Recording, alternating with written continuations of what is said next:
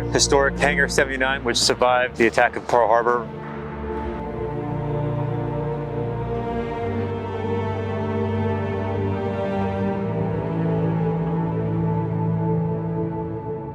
This mission specifically aligns with the DoD's IRT program by providing hands-on training that folks won't get at home stations. So again, like right now, the 307th, they're in the middle of doing a bathroom rough-in, right? So that's something that, you know, normally at Barksdale you guys don't get to do as plumbers 9 to 5. And honestly, for the plumbers and the electricians, we always seem to have a struggle finding them good outside of the base training.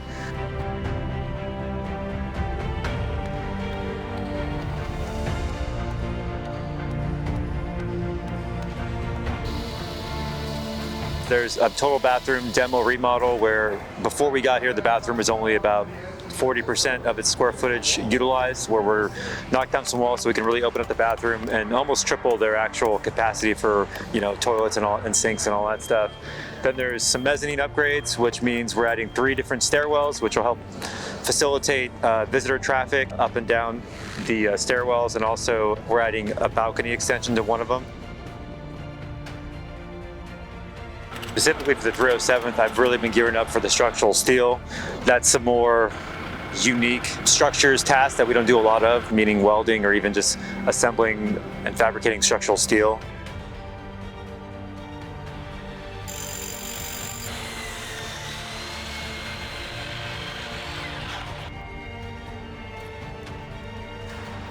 And lastly, we're doing some electrification upgrade. With that electrification is outlets, so that they can, in the future, have exhibits throughout the mezzanine, so that we've got, basically in every bay, there's gonna be an outlet on the floor, an outlet on the wall. So we're just setting them up to continue their vision of where they wanna, you know, take this hangar and take all the exhibits.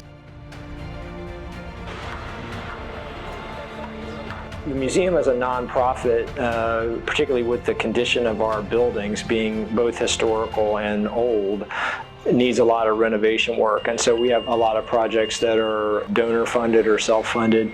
We thought the IRT was a pretty unique opportunity because it was an ability for us to engage the military on a military facility.